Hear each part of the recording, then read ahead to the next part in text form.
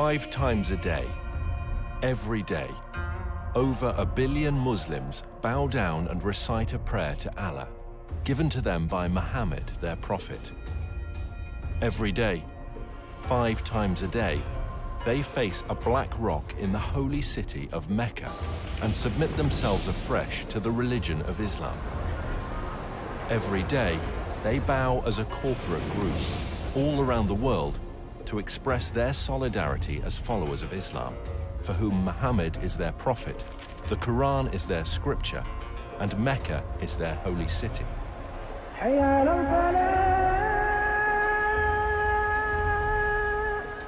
However, as archaeological discoveries are beginning to point to a different story, scholars are seriously examining and challenging the facts about the founding of Islam. And if they're right, how will it affect Muslims today? We have tools at our disposal that have never been available before. Modern technology is allowing us to reconstruct the opening years of Islam and to understand things that have puzzled historians for years. All over the world, universities, museums, and libraries are putting ancient books and writings on the internet for scholars to access. Now we can check these ancient manuscripts with just a few clicks of a mouse. Today, both academics and amateurs alike can accurately check via satellite locations and details that would previously have taken huge expense and effort, and can share them instantly around the world via social media and academic forums. So, now for the very first time, a whole new era of research surrounding the founding of Islam is coming to light, and we can piece together what really happened in Arabia 1500 years ago.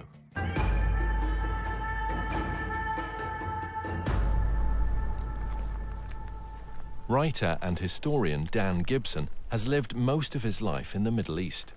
He has extensively researched the peoples and places of the ancient world before Islam.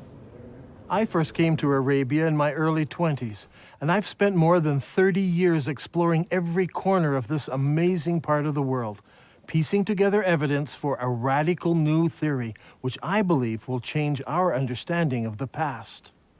Years of study have led me to the conclusion that Islam began somewhere other than where the conventional histories suppose, and that in early Islamic writings there are clues and references that reveal the hidden truth about the Mecca mystery.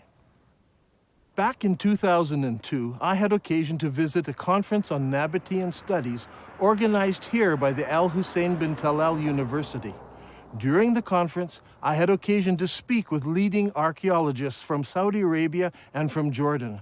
I asked them specifically about the archaeological record in Mecca. While not wishing to be named or quoted, they admitted that there was no archaeological record in Mecca before 800 AD. I had expected them to defend the opinion that Mecca was a walled city with houses and gardens and public buildings and temples. They said no, there was nothing like that there. Did you know that the name Mecca is mentioned only once in the whole Quran? Muslim scholars link other names with Mecca, names such as the Forbidden Gathering Place, or the Holy House, or the Place of Becca, or Weeping. All of these terms are universally associated with Mecca today. Nevertheless, the Quran itself does not tell us in so many words that these all refer to Mecca. Muslim scholars see no reason to debate this, but in recent years, some historians have raised questions. They have noted that Mecca was a barren place and not located on the ancient caravan route. People have imagined that the caravans carried incense, spice, and other exotic goods. But according to recent research, by the time of Muhammad, the age of frankincense was now long over, and the Arabs engaged in a trade of leather and clothing, hardly items that could have sustained a large city that was described as the mother of all cities and the center of the trade route. Look at this map. Where do all of the trade routes intersect? There are 3 places in northern Arabia that could be described as the center of the trade route. What is interesting is that Mecca was not even a stopping place because it was not even located on the caravan route. In this film, we will find out why there is a total lack of archaeology in Mecca from the time of the Prophet Muhammad. why descriptions of Mecca do not tally with the landscape, and how an early Islamic civil war altered the truth about Islam. While Muslims all over the world believe that their holy city and their founding leaders all lived in Mecca, in Saudi Arabia, Dan Gibson believes the evidence actually points elsewhere. During my studies of Arabian history, I've come across evidence that points not to Mecca, but to northern Arabia as the founding place of Islam. Up until now, no one has ever questioned that Mecca is the holy city of Islam. Every Muslim believes that he should pray towards the Black Rock in Mecca. But years of study and countless trips to all parts of the Arabian Peninsula have led me to a radical new understanding of Islamic history. I believe that in the process of understanding Islamic history, a fundamental error has been made. It wasn't a deliberate falsehood, it was just a misunderstanding of what happened during the founding years of Islam. So later Islamic writers corrected what they thought was an error in earlier histories when it was actually the truth. Is it possible that over 1 billion people who follow the religion of Islam misunderstand how and where their religion began? And if so, what implications does this evidence have for the average Muslim who wants to follow the instructions of Muhammad, his prophet? We are going to have to examine a time in history and a setting that few of us understand. For centuries, the histories of the classical world and Middle East empires have been discussed, but little effort has been given to the history of Arabia. This ignorance is true not just of the West, but also of the Arabs themselves. The Prophet Muhammad was born in 570 AD, at a time and a place that few people today really know about. His grandfather and his father were Nabatean merchants, and in fact Muhammad himself married a merchant woman. One day, Muhammad was meditating in a cave and an angel visited him. The angel taught him words of praise to Allah. Later, his wife convinced Muhammad that it really had been an angel and he was in fact called to be a prophet of God. During his lifetime, he had many visits from the same angel, and each time there was a new revelation. These revelations from the whole of the lifetime of Muhammad become gathered together to what we know today as the Quran. Adel Ishamari studied Islam at the Islamic College in Kuwait. Over the years, he and Dan have formed a good friendship and have often found themselves drawn into deep discussion about faith and its history. كانت رسالة محمد هي أن في إله واحد وأن هو آخر الأنبياء الذي أرسلهم الله. وهذا الشيء أغضب كثير من المتواجدين في مكة بسبب أنهم كانوا يعبدون آلهة أخرى وهي الأصنام. كثير من الأصنام كان موجود هناك وكانوا يعبدون هذه الآلهة. ولهذا السبب بسبب غضب الناس عليهم صار اضطهاد على محمد وعلى القلة من أتباعه. فقرر محمد وأتباعه الهجرة إلى المدينة. Muhammad and his followers suffered persecution. So he and a few of his followers fled to Medina. Now that city actually converted to Islam and Muhammad established a government there. And in fact, we can date the Muslim calendar from this period of time. Shortly after this, his followers started attacking caravans, growing in power, growing in number, until eventually more and more people joined them, to the point where they became an expanded military presence, in fact, throughout the whole of Arabia. Muhammad gave his vision of taking Islam to the entire world. However, he died unexpectedly. And at that point, disputes broke out, leading to civil wars. But despite these differences and these divisions, there was the continued dream of expanding the faith to the whole of the world. Eventually, much of North Africa and Central Asia became under the control of Islam. And today, Islam is the second largest of the world's religions. Today, all over the Middle East, when construction companies want to dig for a foundation, there should be someone present from the Ministry of Antiquities. It doesn't matter if you're in Jerusalem, Damascus, or Amman, Jordan. Wherever you dig, the chances are you will expose an ancient site of some sort. In the city of Mecca, in Saudi Arabia, developers are digging all over. putting up great buildings, hotels and high-rises. But, to the surprise of archaeologists, there are no ruins of a great and ancient city under Mecca. The city where Muhammad was born was a major city. It had no trouble in raising large numbers of men to work caravans and march in its armies. Not only did it have a significant population, but it was also an agricultural city. وتسمى هذه المدينة اللي هي مكة بأم القرى في القرآن. أم القرى هي الاسم هذا المفروض يطلق على مدينة مبهرة، مدينة فيها آثار، مدينة فيها لها أسوار، مدينة يعني كبيرة معروفة. The Prophet Muhammad would go forth for his affairs and journey far afield until he reached the glens of Mecca and the beds of its valleys. Aisha, Muhammad's wife, mentioned how one of the men was longing for Mecca. Would that I but stay overnight in a valley filled with various kinds of grass? When we came to Mecca, we saw a town blessed with water and trees, and delighted with it, we settled there. Al-Bukhari speaks of a prisoner who was eating grapes while he was chained in irons, and he says, "This was not the time of fruit in Mecca." It's hard to believe that these things were written about Mecca. The area around Mecca is all rocks and desert. Mecca averages less than 10 centimeters of rain per year. With its extremely hot temperatures and barren conditions, this is scarcely enough to grow any vegetation at all, let alone grow enough food to support a large population. Yet the holy city of Islam is described as having fields with trees and grass and soil. But there's no cultivatable land near Mecca. It doesn't match the ancient descriptions. Ibn Ishaq mentions that the people of Mecca were reluctant to cut down trees in the sacred area. The presence of trees and plants in ancient times can be easily tested by the presence of spores and pollen in undisturbed ancient soil. To date, there is no record of trees having ever existed in ancient Mecca. Another puzzle is that the city of Mecca is missing on all early maps of Arabia. One would expect that a major merchant city would be mentioned on early maps, but not one shows Mecca before the time of Islam. Over the years, I have gathered copies of many ancient maps of Arabia.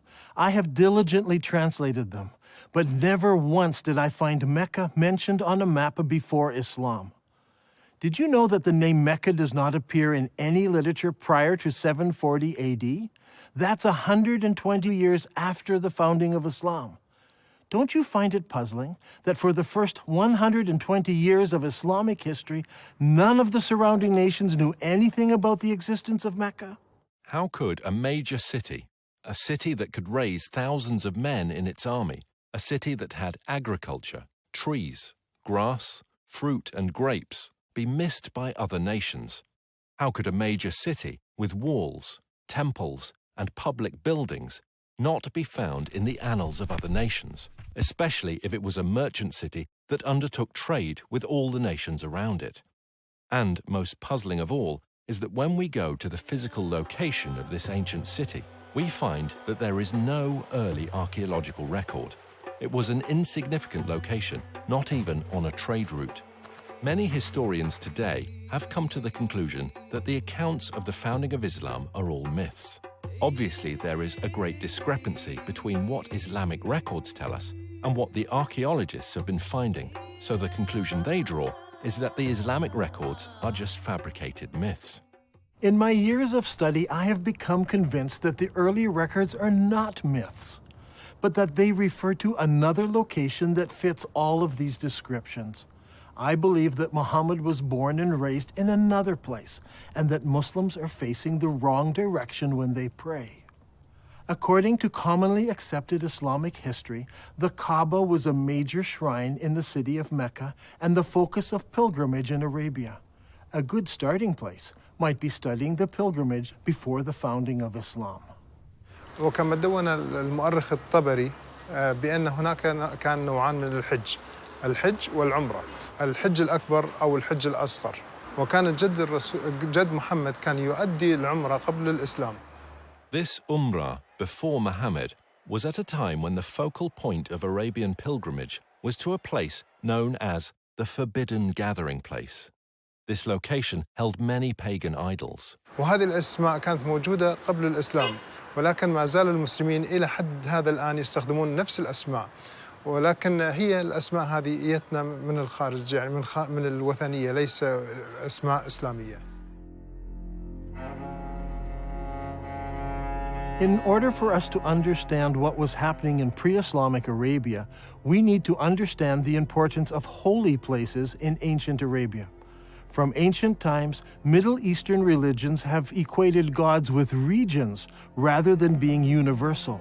Modern readers of history have long been influenced by Greek and Roman concepts of the pantheon of gods and have failed to realize the significance that the ancient Arabs applied to gods of specific regions. In the eyes of the ancient Arabs, there were gods who lived in Mesopotamia, gods who lived in Egypt, and gods who lived in Greece, and so on. Arab merchants passing through an area would respect the local gods. They were not opposed to gods of different places. What they were opposed to was the representation of a god in human or animal form. They preferred to use geometric shapes. For instance, here is a god in the shape of a block. That one over there is shaped as a triangle. Each of these gods were considered local gods and must be respected when passing through their territory. Such a view of religion naturally leads to accepting territories and locations as being sacred to specific gods. Thus, the area around a temple, such as a particular valley or remote desert location, could be considered as sacred. It would have a precinct where people could gather, even with their enemies, and be safe, because violence was forbidden in the sacred precincts. When tourists enter the majestic beauty of Wadi Rum here in southern Jordan, they're so often taken up with the exquisite beauty of this valley and the rugged mountains that they miss a temple dedicated to the goddess Lat, or Alat as some call her. This Nabatean temple had a sacred area. It was located in front of the temple, with the mountains marking off the sacred area. Before Islam, Arabs were divided into many groups. They worshipped different gods and often fought amongst themselves over tribal issues. The one thing that held them together was the pilgrimage to a common ancient meeting place. The Quran calls this Masjid al-Haram, or the Forbidden Gathering Place. Masjid means gathering and is translated mosque today. Before Islam, there were no mosques, so the masjid was simply a gathering place. The Forbidden Gathering Place was a sacred place of refuge and security, where regular activities ceased and violence was forbidden, or haram. The concept of haram, or forbidden, is very strong in Islam. في القرآن ذكر المسجد الحرام، وهو المسجد الحرام في المدينة الإسلامية المقدسة، ويعتبر المسجد الحرام وما حواليه من المدن هو منطقة محرمة. Allah has made Mecca a sacred sanctuary, and it was a sanctuary before and will be so after. None is allowed to uproot its shrubs or cut its trees or hunt its game. So we have two descriptions of the original holy city of Islam. It was a haram place where killing was forbidden, and it was the focus of the pilgrimage for many centuries before the founding of Islam. Now look here, much of the graffiti found throughout the Negev and southern Jordan was written by people on pilgrimage to the ancient city of Petra in southern Jordan. Thousands of people scratched their names and messages on rocks as they made their way to Petra for pilgrimage. This creates a problem for us. Mecca is unknown in maps and literature before and during the rise of Islam. The descriptions, such as the center of the trade route, the mother of all cities, and the focal point of the ancient pilgrimage, do not fit. How can we solve this? The answer to that comes from Islam itself. المساجد في الوقت الحاضر تتجه كلها صوب القبلة، صوب الكعبة، وهناك مكان في المسجد يسمى المحراب الذي الإمام يوقف فيه ويصلي ويقود المصلين، ولكن في الأيام الماضية ما كان موجود هذا المحراب، ولكن كان في حائط يتجه صوب القبلة، وكان المبنى بالكامل مبني باتجاه صوب القبلة. In Islam, it is universally understood that the Qibla is towards Mecca in Saudi Arabia. No one questions the direction of the Qibla today. However, the Quran tells Muslims they have a Qibla. The text of the Quran does not give the name of the city to which prayer was originally made. It only mentions Masjid al-Haram, or the forbidden gathering place. Muslims believe they originally prayed towards Jerusalem. According to Islamic sources, in 624 AD, Muhammad changed the Qibla to Mecca. Muhammad revealed this in Surah 2 of the Quran. Thus we appointed the Qibla to you. Indeed, it was a momentous change, except to those guided by Allah. Allah would never make your faith of no effect. Now shall we turn you to a Qibla that shall please you. Turn then your face in the direction of the Masjid al-Haram. Wherever you are, turn your faces in that direction. As a historian of the Arabian Peninsula, I've always been interested in finding the location of the original Qibla. What direction did Muhammad pray towards before the Qibla was changed? Was it Jerusalem, as some claim? Was it Syria, as some claim? Or was it some other direction? If we were to do this study 100 years ago, it would require an incredible amount of work and research. We would have to travel the world searching ancient sites to find the earliest mosques in Islam. Now, in a few moments, we can do what used to take a lifetime. Google Earth lets us look down on sites from space, and websites like ArcNet can combine the research of hundreds of students and professors. We can examine structures based on various criteria. We choose Islamic buildings, arrange them by date into a chronological list, then determine when they were constructed, check their Qibla direction by using Google Earth, and collate this to determine when the Qibla direction changed towards Mecca. This will give us solid data to work with. Now, determining the Qibla direction is not an exact science. Some of the early mosques, like this one, are not exactly square. So researchers need to find the Qibla wall and project 90 degrees from that wall. Because early buildings were not square, we cannot use the side walls or the back walls.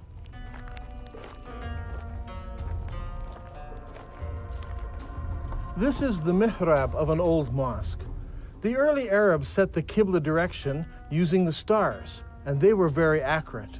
The best way to determine the Qibla direction is to visit the mosque and use an actual accurate GPS unit.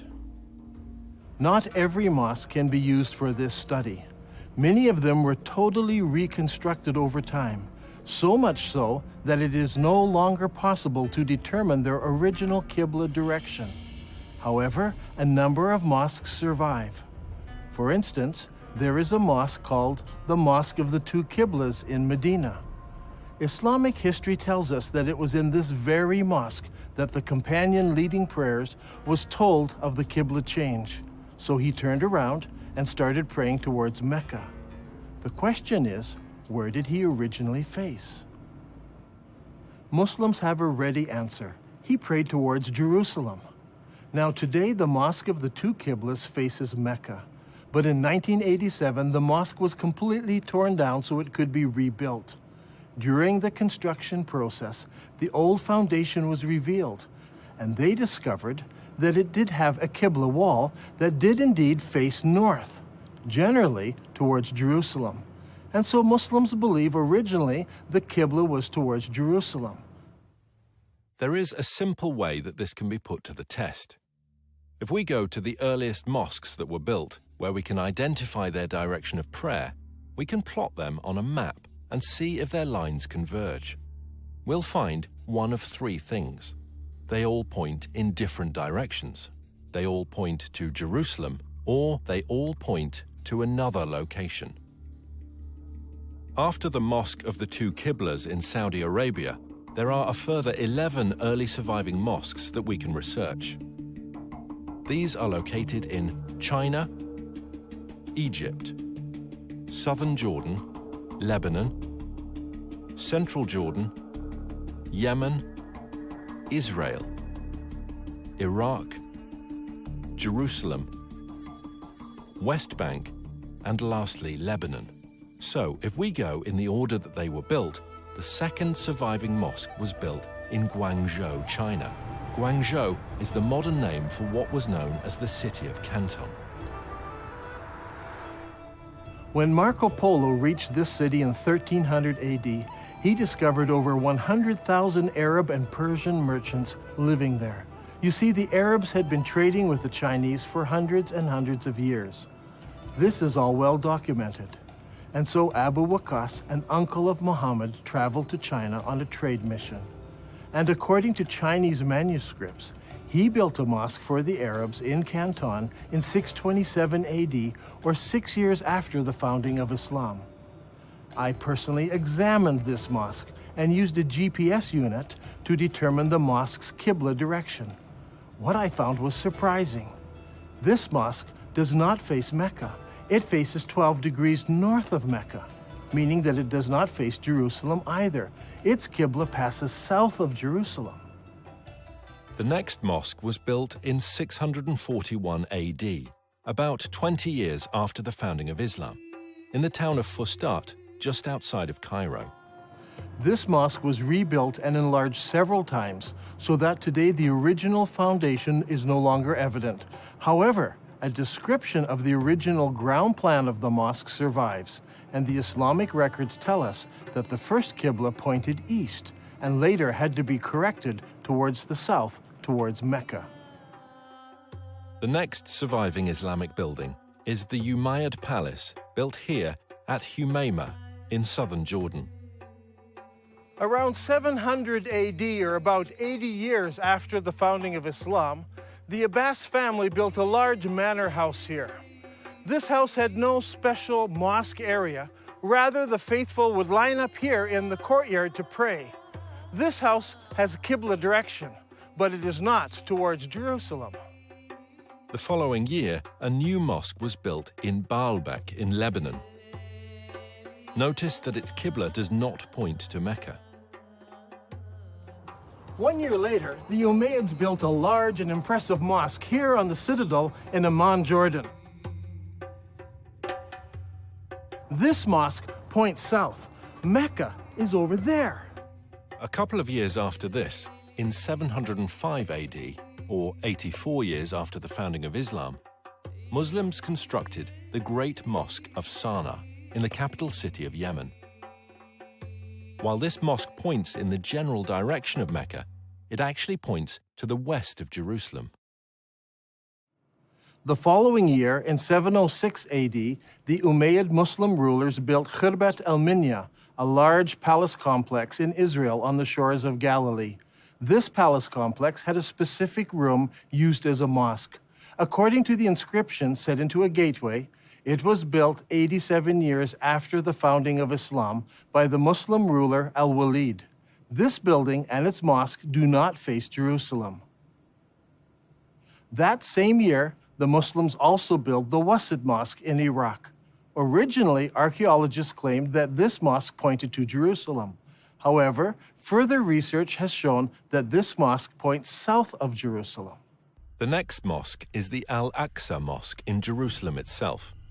This mosque is not the temple dome, but rather the old mosque to the south of the dome. This mosque is already in Jerusalem, but it also has a Qibla, and it does not point to Mecca. The next mosque we come to was built in 724 AD, 103 years after the founding of Islam. This is the Khirbat al-Mafja Mosque near Jericho in the Jordan Valley. This palace was built near the end of the Umayyad dynasty. By looking at the floor plan, we can see that the palace and its mosque faced south rather than towards Mecca. That same year, a mosque was built at Anjar, about 58 kilometers from Beirut. It was built near the end of the Umayyad period, and no more than 30 years later, it fell into ruins and eventually was abandoned. Since it was never rebuilt, we can easily determine the Qibla direction, which does not point towards Mecca or Jerusalem.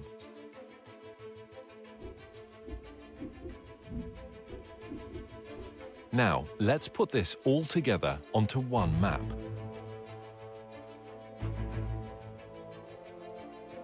The result is amazing. During the first 100 years of Islam, 100% of all the surviving mosques we have located so far face a spot in southern Jordan rather than Mecca. From north, south, east and west, mosques all face towards one spot.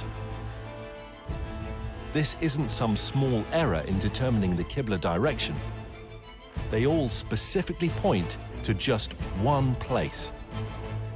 Directly under this point is the ancient city of Petra.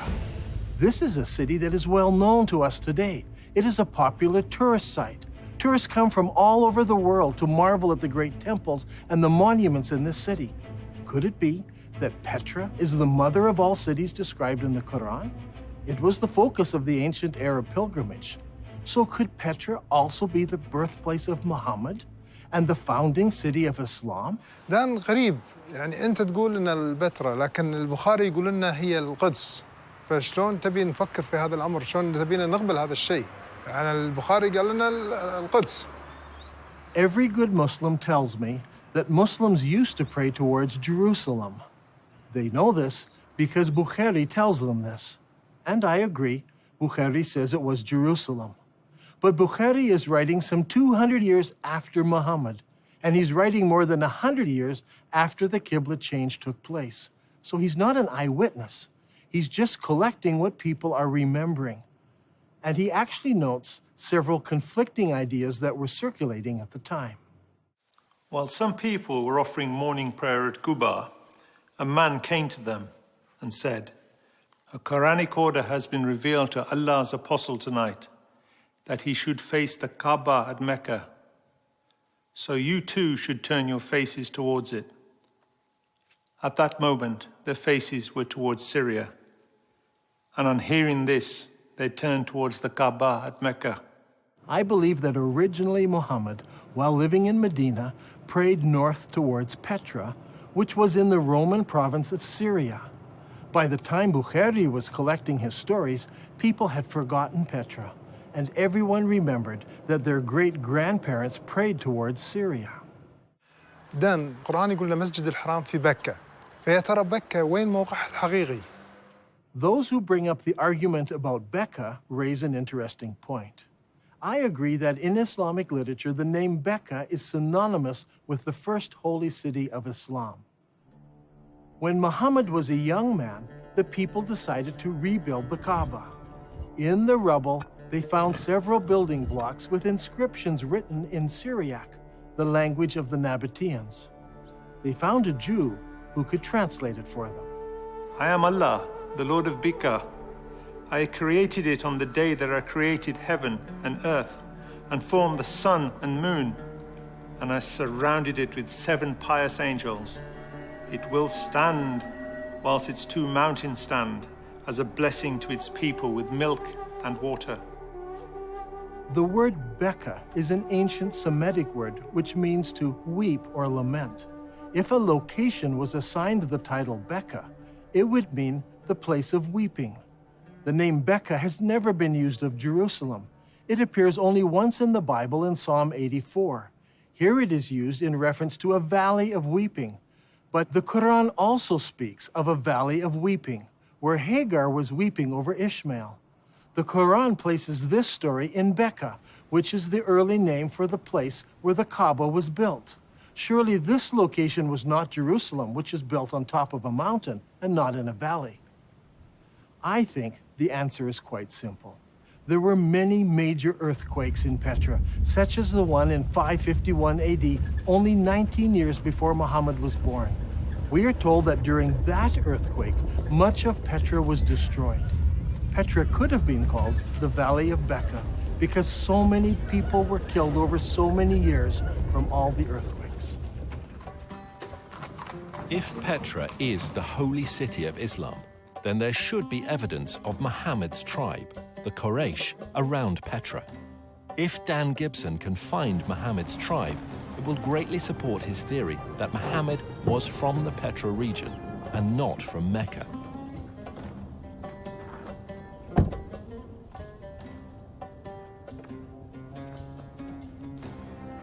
Long ago, this was known as the city of Hawar, or Humayma as it is known today. Archaeologists have uncovered a farmhouse belonging to the Abbasid family and a mosque built sometime later. When the Muslims of Iraq defeated the Umayyads of Damascus, they wanted a member of Muhammad's family to support and legitimize their revolt. And so they came here to Humayma, 27 miles from Petra. It was here that they found Muhammad's family and the Quraysh tribe. They didn't go to Mecca in Saudi Arabia or Medina. They came here to Humayma, 27 miles outside of Petra. It was here that they found the Quraysh tribe and the family of Muhammad, not in Saudi Arabia. So far, we have discovered that the early mosques of Islam all faced the ancient city of Petra. But does the city of Petra fit the Islamic descriptions of the original holy city of Islam? There is a story told by all of the early biographers of Muhammad. It concerns Abdullah, Muhammad's father. He was working in the field one day, and he came home with dirt on his hands. He went into his first wife and said, "Lie with me," but she refused because he was dirty. So he went out, washed off the soil, went into his next wife, Amina. She conceived, and in this way, Muhammad was born. What is important to us about this story is that all of the early writers use the same word for the dirt on Abdullah's hands. They all use an Arabic word for soil, especially the soil of a cultivated plot or field. The problem is, there is no cultivatable land near Mecca. However, when we come to Petra, we discover that Petra had water, fields, and trees. According to archaeologists, there were private and public gardens, as well as running water brought into the city through aqueducts and clay pipes. Archaeologists have described fruit trees, grapes, and gardens existing in ancient Petra. Even today, there are cultivated plots of land between Petra and El Beida, which is 5 kilometers away. By analyzing ancient soil, researchers have discovered that only 100 years ago, the hills around Petra were covered with trees, including oak, juniper, pistachio, and carob. Not only did the holy city have trees and fields, it was also a walled city. Ibn Ishaq says, and they surrounded him by the walls of Mecca. Now this is very puzzling because Mecca had no city walls. Some think perhaps this was a house in Mecca, but Ibn Ishaq specifically says the walls of Mecca. But Mecca was not a walled city. So what about Petra? Petra was built in a valley. On either side of the valley were large mountains with cliffs. These cliffs were as good as city walls. So the people of Petra built walls from one mountain cliff to the other mountain cliff, both on this side of the valley and also on the other side of the valley. So Petra had city walls. Another distinctive feature in Petra is that it contains a very unique stream. Now, usually you have a valley with mountains on one side, mountains on the other, and a stream running down the center of the valley. But in this case, long ago, earthquakes cracked these mountains so that there is a crack in that mountain, water runs through that crack, across the valley, and out the crack in the other side. The Nabateans built a colonnaded street from one mountain to the other mountain, and beside it was a rainwater course. Let's go down there. Now, in Islam, one of the duties of the pilgrims is to go 7 times between 2 mountains called Marwa and Safa. What is interesting is that Bukhari tells us that Muhammad chose to do this, running in the rainwater course between the 2 mountains. But there are problems. Safa and Marwa are just small rocks. Today, they're housed right inside of the mosque building. As you can see on this drawing, there was no rainwater course between these two rocks. But here in Petra, the description fits exactly from one mountain to the other. There are 4 ways into the Petra Basin. Since Petra is in a valley, one could enter from either end of the valley. During the year of the contest of Mecca, the Prophet entered Mecca through its upper part. But there were also other ways of entering Petra. The ancient records tell us that the holy city could be entered and exited by a crack in the rocks. In Arabic, this is called a thaniya. Al-Bukhari mentions this several times. Allah's apostle used to enter Mecca from the high Thaniya and used to leave Mecca from the low Thaniya.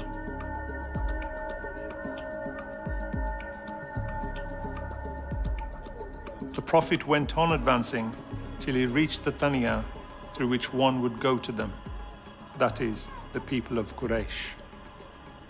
There are 2 Thaniya entrances. One of these is the famous Sikh that tourists pass through to enter the city.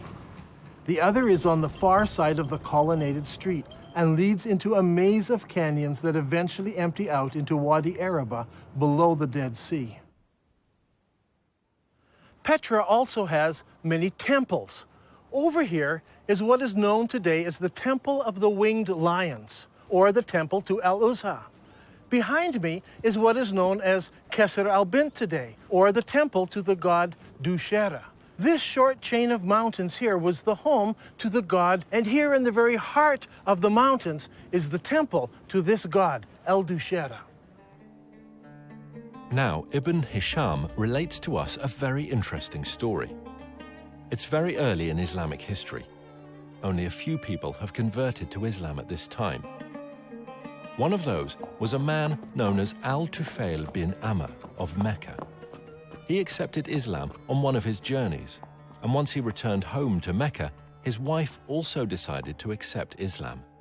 Al-Tufail then tells his wife to go to the temple of Dushera and cleanse herself there. In the sacred area, there was a trickle of water where she could wash herself.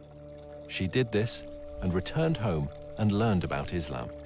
Did this story take place in Mecca, 1,000 kilometers away, where there is no temple to Dushera? Or did it take place here in Petra? If it did, then Dushera's temple is there. She would have come down to this temple, washed herself, and gone home. Is there a temple to Dushera in Mecca, in Saudi Arabia? No. There are no temples, no cracks in the rock, no water stream, no city walls, no grass, no trees, nothing. It's all here in Petra. And for the first 100 years, every mosque in the entire Islamic world pointed here to Masjid al-Haram, the forbidden gathering place, here in Petra. There is no other city in the world that fits this description so perfectly. Now, Al-Haktab had so harassed Zayd that he forced him to withdraw to the upper part of Mecca, and he stopped in the mountain of Hira, facing the town. It's interesting to note that in this account, Mount Hira is located in the upper part of Mecca. If you go to Mecca today, the cave of Hira doesn't face the city. But here in Petra, the high side of the city is north of the colonnaded street, and the low part of the city is south of the colonnaded street. In effect, the city was divided in half by the colonnaded street. If Petra is the holy city of Mecca, then the cave where Muhammad received his first revelation should be located there. The ancient records say that the cave faced the town, and that it was low down since Muhammad tried to climb the mountain to throw himself off. If that's the case, I think I know just the spot, but we'll have to go over there.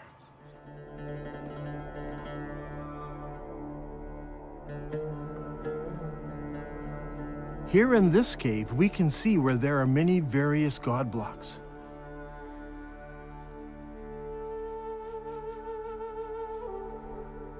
Up there is a large crescent symbol. This is just the sort of cave where young men would go to contemplate the meaning of life. The descriptions and location of this cave are just like the ancient records describe it. Just outside of the city, the entrance facing the city, and evidence that people spent time here in religious worship and meditation. I think that this is one of the holiest spots for all of Islam, and it's here, in Petra.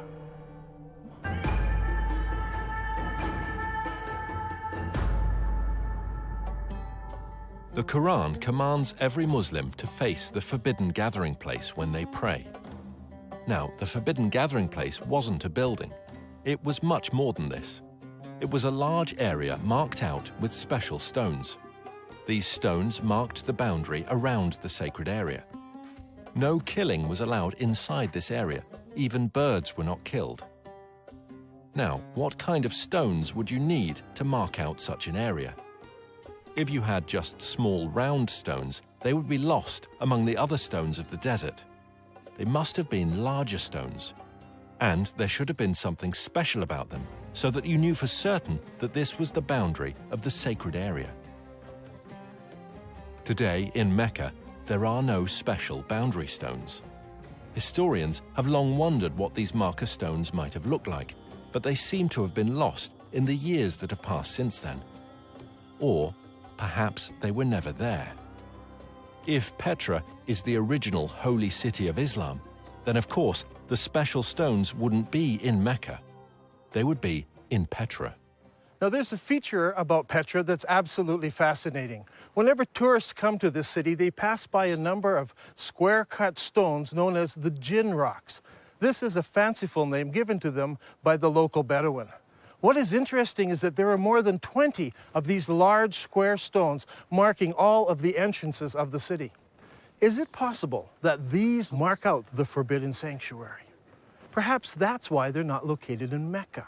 If that is true, then Masjid al-Haram, or the forbidden sanctuary, would have been located here. And if it was located here, then the Kaaba would have been located here as well. But it's not, because a man named Ibn Zubair moved it. So far in this program, we have been examining the direction of prayer that Muslims originally faced. As we've seen, all of the mosques constructed during the first 100 years of Islam pointed to Petra. By using the two mosques on the Amman citadel, Dan Gibson has determined the approximate years when the Qibla direction changed.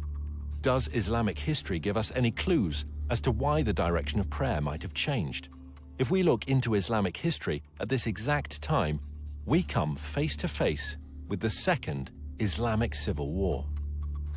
حصلت حروب كثيرة في الإسلام، ولكن أيضاً حصلت حروب أهلية بينهم بسبة الخلافة بعد وفاة محمد. ولهذا السبب صار في شيعة وسنة.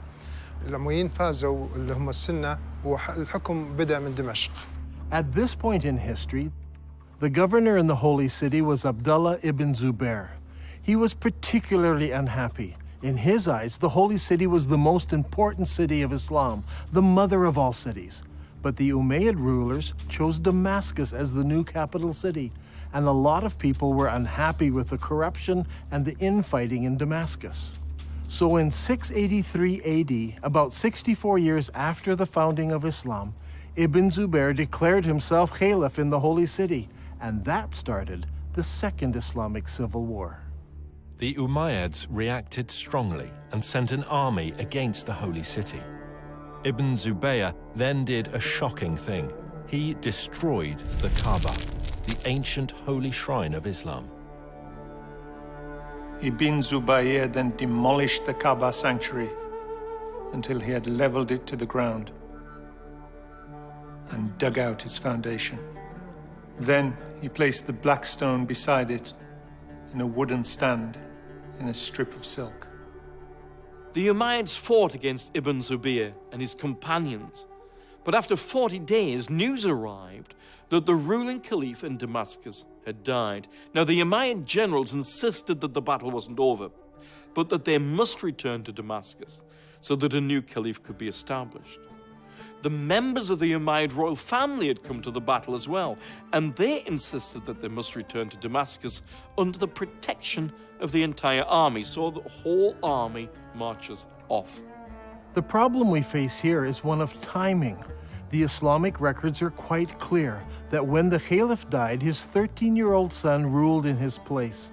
Al-Tabari, Volume 20, tells us specifically that his son survived only 40 days after his father died before he too was killed.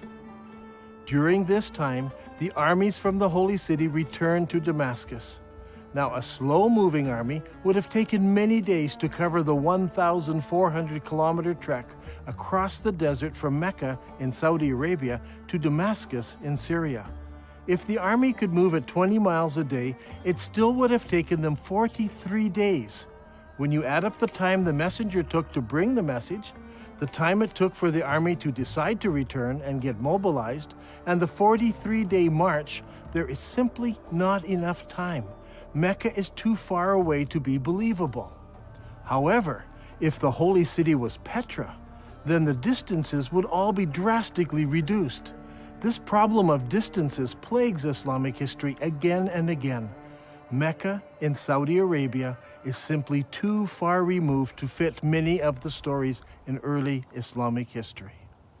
Now, with the lull in the war, Ibn Zubayr had time to rebuild his defenses and prepare for the return of the Umayyad army. Now I want to show you something. Here are some of the volumes of Al-Tabari's History of Islam. Al-Tabari managed to collect a massive amount of material that he writes about what happened during each year of Islamic history. He devotes whole chapters, sometimes 2 chapters, to every year. But then something strange happens. The battle for the Holy City takes place over several years, but year 70 of Islamic history is of great importance.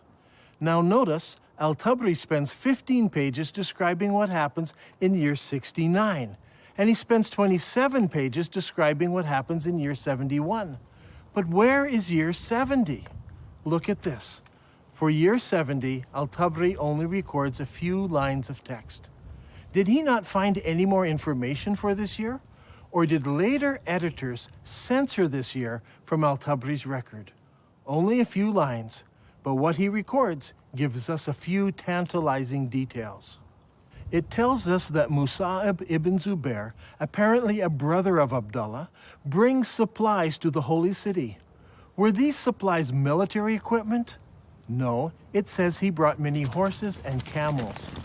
I believe that this is the year that the followers of Ibn Zubair moved south from Petra to the deserts of Arabia to find a place where they could hold out against the Umayyad forces. All details of this year have been removed from Al-Tabari's history.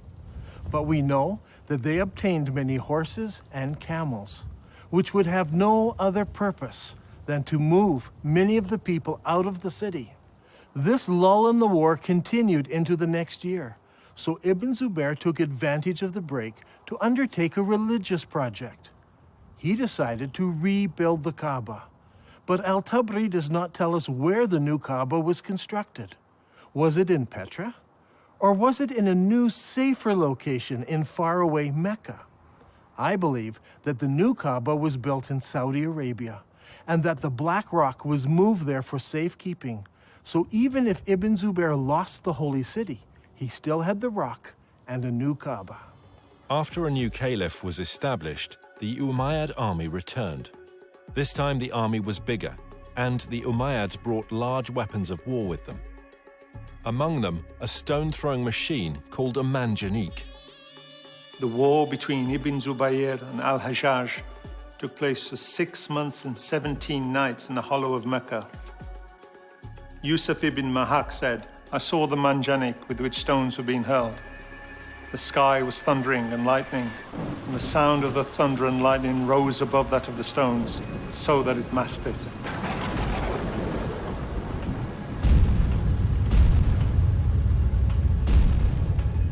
During the fighting, Ibn Zubair took refuge in a ruined building beside the Kaaba, and this began another battle, which completed the destruction of the Kaaba area of the Holy City. Eventually, Ibn Zubair lost the battle, but the cause was taken up by those in the city of Medina in Saudi Arabia and by the city of Kufa in Iraq. I believe that during this time, the Islamic world was thrown into contention. Should they pray towards Petra, or should they pray towards Mecca? The great Islamic empire had divided into two. Originally, the Umayyads ruled from Damascus, and they prayed towards Petra. But they were defeated in battle, and now the eastern part of the empire was ruled by the Abbasids, who all constructed their mosques facing towards Mecca. It was during this exact time that we see a change in mosque construction. Before this, every new mosque constructed faced Petra. But now, for the first time, some of the new mosques began to face Mecca in Saudi Arabia. But the problem still existed. What do you do with the old mosques? They were built facing Petra. It was during this time that mosques began hanging a sign on the wall to indicate the direction of prayer. It was said in the reign of Uthman that the Caliph ordered that signs be posted to the walls of the mosques in Medina. This was so that the pilgrims could easily identify the direction to which they needed to address their prayers. Now, this is a very interesting development, because up until this time, mosques were built so the faithful had only to face the Qibla wall and they faced the holy city. Why would you need to introduce a sign unless the direction of prayer had changed? Around this time, around 89 years after the founding of Islam, a niche was suddenly introduced into mosque structure to denote the direction of prayer. This niche was added to older buildings and also incorporated into newer buildings. Today, the niche is standard in every mosque, but it wasn't originally. There was no niche until the Qibla direction changed. In the Civil War, the Umayyads still prayed towards Petra, but the rebels in the Holy City in Medina and in Kufa chose to pray towards the new Qibla in Saudi Arabia. When the armies of Kufa met Ibn Zubayr, Bujair ibn Abdullah al-Musli spoke. Praise be to God who has tested us with shackles and tested you by your forgiving us. Ibn Zubayr, we are people who turn to the same Qibla as you. What a strange phrase. We are the people who turn to the same Qibla as you. Muslim historians argue that this means the same Qibla as every other Muslim. But now that we have uncovered evidence of the change of Qibla at this very time, this phrase takes on special significance. The people of Kufa join with Ibn Zubayr in accepting his Qibla. This is key to understanding much of what takes place later. Even though Ibn Zubayr is eventually killed and seems to lose the civil war, the city of Kufa plays a major role in the development of the new Abbasid dynasty, and Kufa becomes a theological center and a place for copying Qurans. In the Islamic world, things were a mess. Not only were Muslims divided politically, they were divided religiously. Obeying the wishes of Allah as revealed by the Prophet Muhammad was at the very heart of Islam. Should you obey Muhammad and the Quran and face towards the forbidden gathering place in Petra? Or should you pray towards the sacred house and the Black Rock, which is in Saudi Arabia? So far, Dan Gibson has plotted the existing mosques from the 1st century of Islam, and they all point to Petra in Jordan. So what about the mosques of the 2nd century of Islam? Do they all point to Petra as well? Here is where things start to get interesting. During my studies, I discovered that the mosques built during the 2nd century of Islam point in different directions. This is what I call the time of confusion. 102 years after the founding of Islam, the Mosque of Ummah was constructed in southern Syria, in the ancient city of Busra. As you can see, the mosque's orientation does not point towards Mecca. But clearly, it does not point to Petra either. 5 years later, the ruling Muslims built a palace in the Syrian deserts known as Qasr al-Hayar al-Gharbi. This is a drawing of the floor plan of the palace and the mosque in the corner of the complex. The whole complex seems to face somewhere between Petra and Mecca. A couple of years later, Qasr al-Hayar-i-Shaki Palace was built about 100 kilometers north of Palmyra. If we examine the ground plan of the palace buildings, we notice that the palace and its mosque don't seem to align to either Mecca or Petra. Once again, it points in between. Is it possible that something had happened which made the builders not want to choose either Petra or Mecca, so they pointed the Qibla between the two? We can see from the map that the Qibla points exactly between the two cities. It is not a slight error in calculation, but a deliberate avoiding of both Petra and Mecca. So, we must find an answer elsewhere to explain that change. 109 years after the founding of Islam, a mosque was built in Bangalore, Pakistan. Like all of the other mosques of the period, it had only a Qibla wall without a niche. This mosque, however, pointed towards Mecca in Saudi Arabia. Here we have the very first mosque that we can identify as pointing to Mecca. There may have been others built that no longer exist, but this mosque is significant because it's the earliest surviving mosque that we can truly say faced Mecca in Saudi Arabia. And what is astounding is that it was built about 100 years after the death of Muhammad. This is very late for Muslim historians, and it is going to cause traditional Islamic history all kinds of trouble. One of the most important buildings in our study is found here on the citadel of Amman, Jordan. This Umayyad palace was built about 122 years after the founding of Islam. Now, if you remember, we looked at an Umayyad mosque built over here. This mosque points directly towards Petra, but when they built the palace, its Qibla direction was directly towards Mecca. So clearly, the Qibla direction changed sometime between the construction of those buildings and the construction of this palace. This will help us determine how and when the Qibla direction changed. Remember, it was during the construction of this palace that the name Mecca first appears in literature anywhere.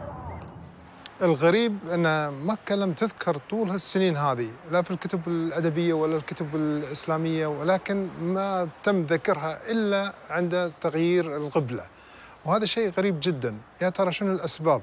يعني المفروض أنه يذكر في الكتب الإسلامية في تاريخ الإسلام، ولكن لم يذكر هذا الشيء إلا عند تغيير القبلة. هذا شيء غريب. The next major mosque that was constructed was built 32 kilometers south of Amman, Jordan. This was known as the Mushatta Palace and Mosque, and it was built in 743 AD. As you can see, it was a very large and impressive Umayyad palace, with the mosque located in the southern part of the structure, facing Petra. Indeed, the entire complex faces Petra. What makes this interesting is that it seems that Islam is now split into several groups. There were the traditionalists, who built their mosques like this one, facing Petra. But there were reformers whose mosques face Mecca. And there were others who were not in either group, and they refused to select either of those qiblas. During this time, a significant change took place in Islamic history. The Umayyad rulers of Islam in Damascus were defeated by the Abbasids of Kufa. In 754 AD, Al-Mansur, the new caliph, commissioned the construction of a brand new eastern capital, choosing Baghdad in Iraq as his site. The new city was built on a spectacular design. Rather than the haphazard shape common to most Middle Eastern cities, this city was built in a great circle. The designers went out to a brand new area and used ashes to draw out the city plan on the ground prior to construction.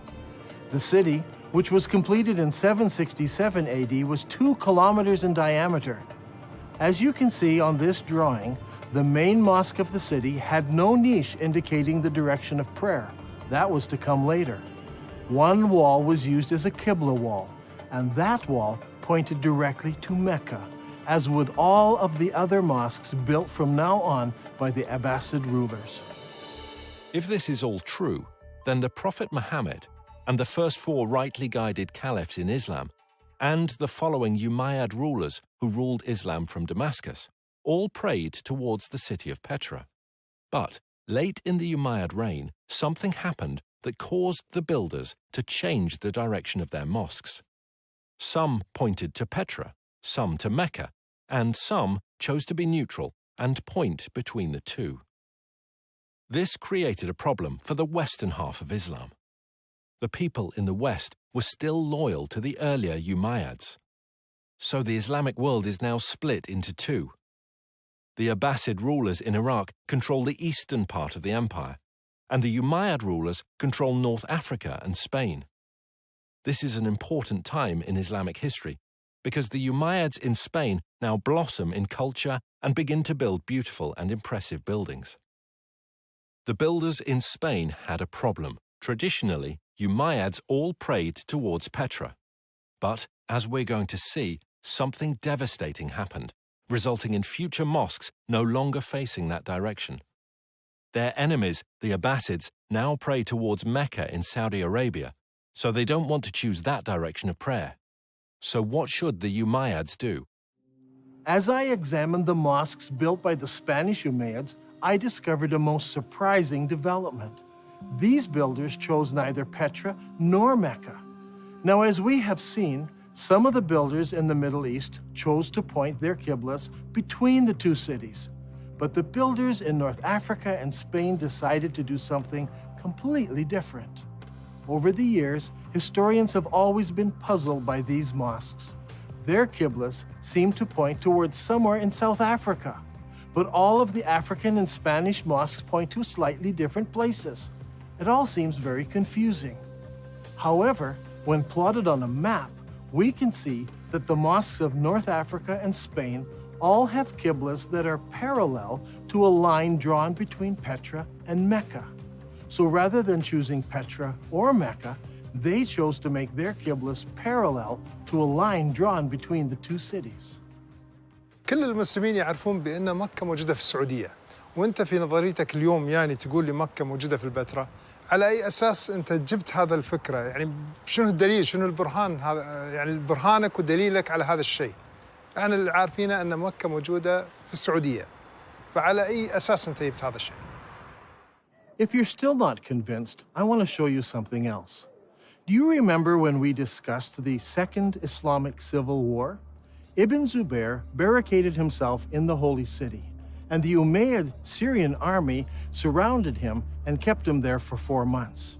During the month of October, the Syrians brought a catapult up to the city walls, where they lobbed rocks right into the holy places of Islam. How is this possible?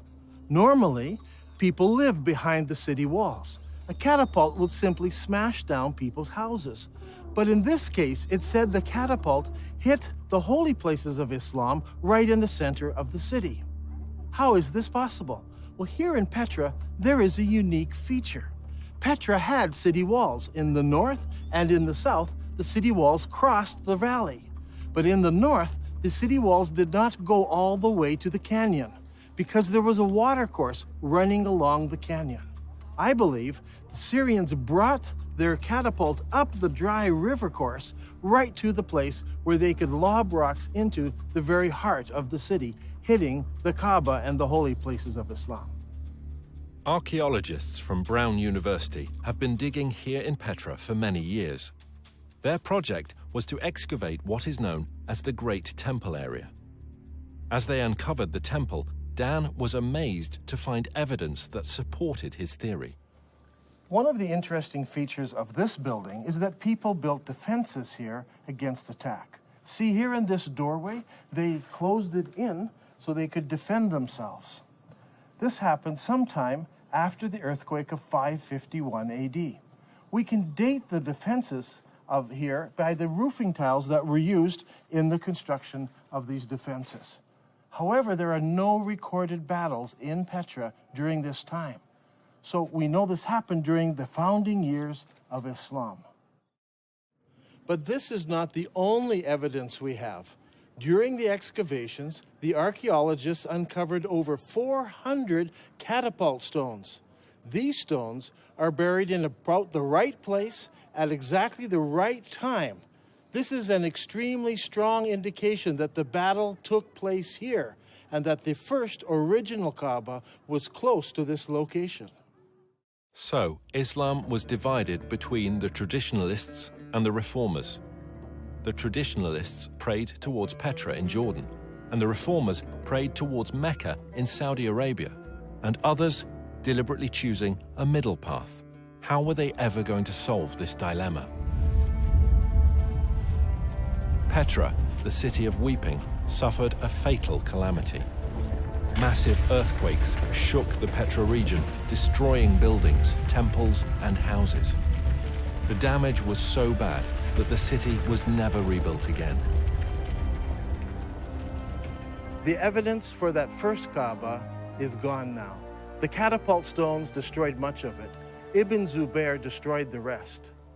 In 713, an earthquake destroyed the dam that diverts the water around Petra. So every year, floodwaters washed away whatever evidence was left.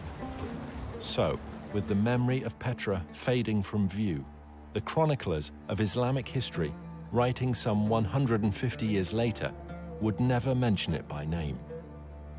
In time, the memories of these two locations became merged into one, that of Mecca in Saudi Arabia. From now on, all Qiblas would point here. It wasn't until modern archaeological tools, satellite photos, and the internet allowed the networking of historians, academics, and scholars around the world to start piecing together a different picture. هذا الأمر غريب، يعني أول مرة نسمع فيه، يعني شلون المسلمين تبيهم يصدقون في هذا الشيء المكتوب، يعني غريبة، ليش ما مذكور في الكتب الإسلامية ولا مذكور في كتب التاريخ؟ شلون نسوا ولا يعني يا ترى هل تناسوا ولا نسوا هذا الأمر؟ شلون ما يتذكروه؟ شيء غريب. In order to understand the events that influenced the writing of Islamic history, we need to recognize several things. First, it is my belief there was a literary vacuum in the early Islamic empire, created by zealous Muslims who destroyed books and manuscripts, erased inscriptions, burned libraries, and destroyed all literature except the Quran, which was mostly bits and pieces of what people remembered of the revelations that Muhammad gave. This destruction of written material by the Islamic forces has been well documented. One piece of evidence is a letter from 640 AD from the Caliph to General Amru, the leader of the Muslim armies in Egypt, who asked the Caliph what should he do with the thousands of manuscripts he found in warehouses in Alexandria. The Caliph's answer has been recorded and known for centuries. As for the books you mention, here is my reply. If their content is in accordance with the revelations of Allah, we may do without them. For in that case, the revelations of Allah more than suffice. If, on the other hand, they contain matter not in accordance with the revelations of Allah, there can be no need to preserve them. Proceed then and destroy them. The Muslim writer Ibn al-Kifti tells us that the books were distributed to the public baths of Alexandria, where they were used to feed the stoves, which kept the baths comfortably warm. They say it took 6 months to burn all that mass of material. Eutychius, the Patriarch of Constantinople, recorded that there were 4,000 baths that received books from the Alexandrian library. This burning of books, however, did not start in Egypt, but 4 years earlier in Persia. Caliph Umar's army met with the Persian armies in the Battle of Qadisiyah in the year 636 AD. In early January 637, the Muslim advance guard reached the outskirts of Ctesiphon and laid siege to the city for 2 months. Eventually, the city fell and the Muslims occupied it. During the fighting, the palaces and the library at Ctesiphon were deliberately burned. In the end, the only book that managed to survive in Arabia was the glorious Quran. When it comes to the history of the Quran, historians have struggled. It seems that most of the Quran was retained in an oral fashion rather than written form. While the Arabs were great memorizers and had the ability to retain the entirety of the Quran, the retention of materials in an oral tradition suffers from several difficulties. First, the accuracy of the memories of the individuals involved must be perfect. In the case of the Quran, arguments arose over the various verses, how they should be rendered, and if they should or should not be included in the whole. Second, the problem of transferring knowledge from the learned to the novice is often a difficult step. In the case of the Quran, most of the men who memorized the sayings of Muhammad were also warriors. As is often the case, Warriors die in battle, and their knowledge of the Quran perished with them.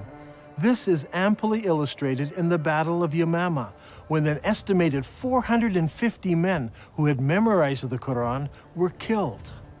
Hudayfa bin al-Yaman came to Uthman at the time when the people of Damascus and the people of Iraq were waging war to conquer Armenia and Azerbaijan.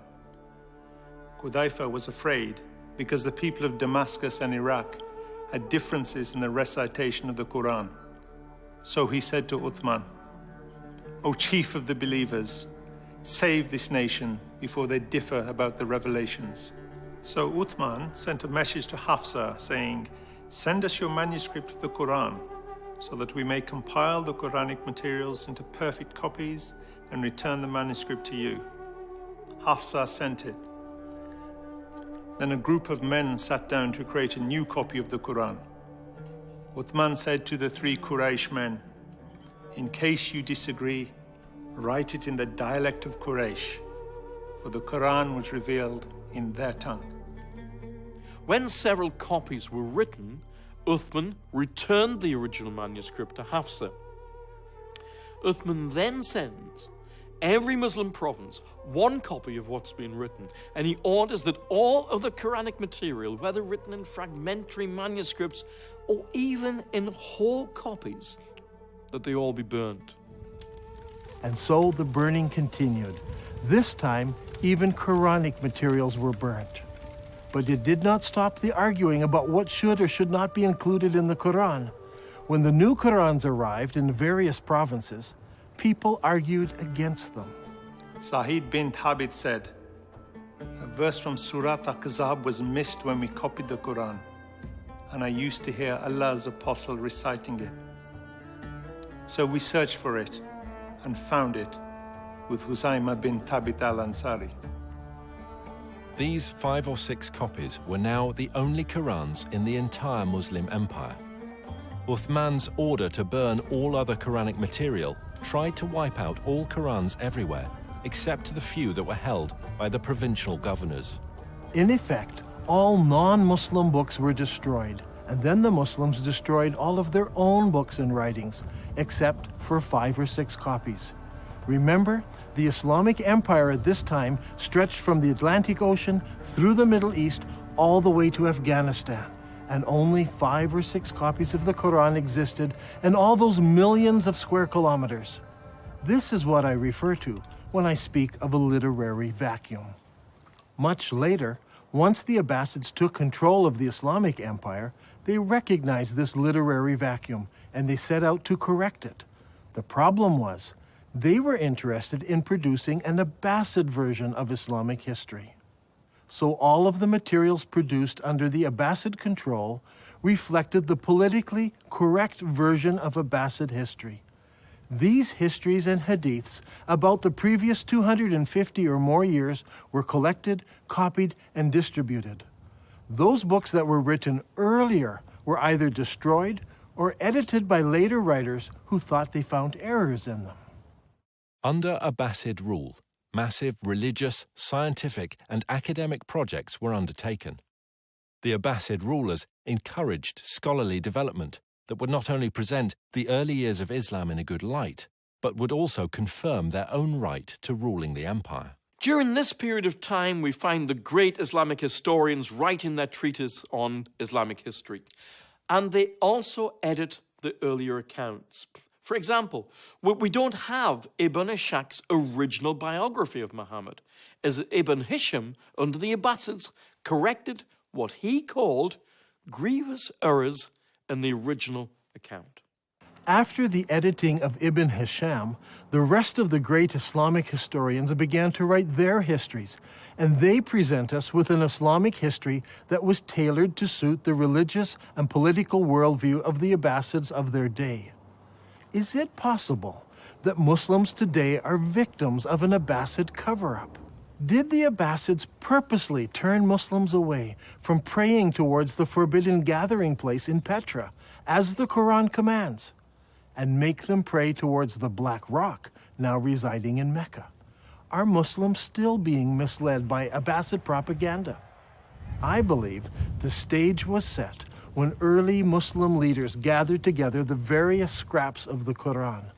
The problem wasn't the collection, it was the destruction of anything that opposed their view.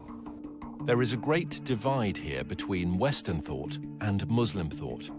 In Western thought, the later manuscripts are less reliable, as they are copies of copies. We need to go back to earlier source material, as it's more accurate. Muslims, on the other hand, think earlier manuscripts are less reliable, and later manuscripts replace earlier manuscripts. Even in the Quran, later revelations replace or abrogate earlier revelations. Once you allow the concept of abrogation, you open yourself up to accepting all kinds of changes. If the Abbasids tampered with history, did they go so far as tampering with the text of the Quran?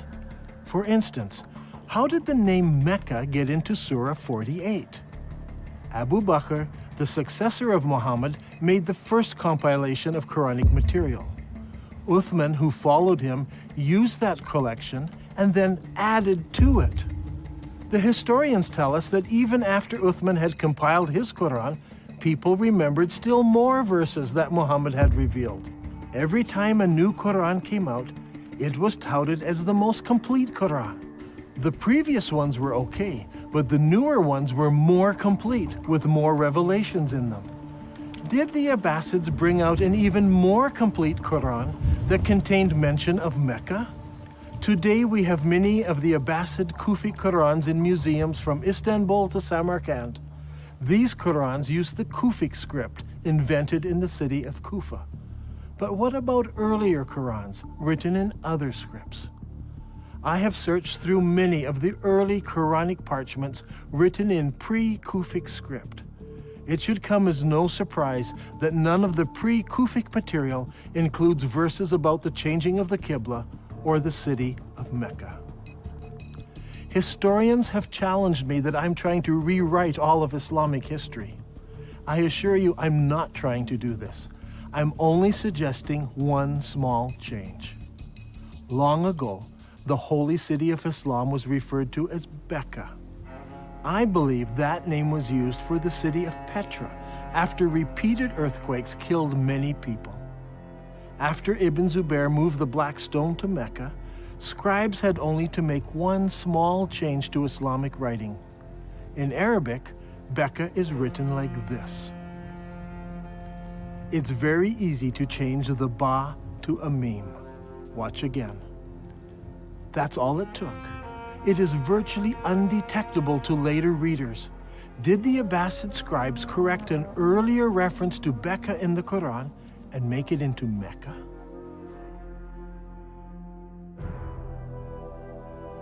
I believe that all of the evidence points to Petra as being the ancient city of Becca, the founding place of Islam.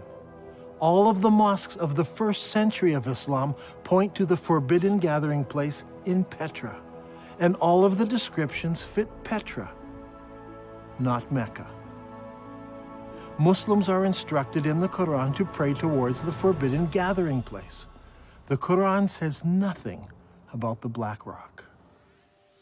It is clear that although Dan Gibson's research is rooted in Islamic history, and he has a great affection for the Arabic world, his theories will be challenging to Muslims. As faiths around the globe come under increasing scrutiny to prove the veracity of their origins, all religions need to consider serious research they may find difficult. Islam needs to ask if it is possible that over 1 billion people have been misled by Abbasid propaganda regarding how and where their religion began. And, if true, what implications does this have for the average Muslim today?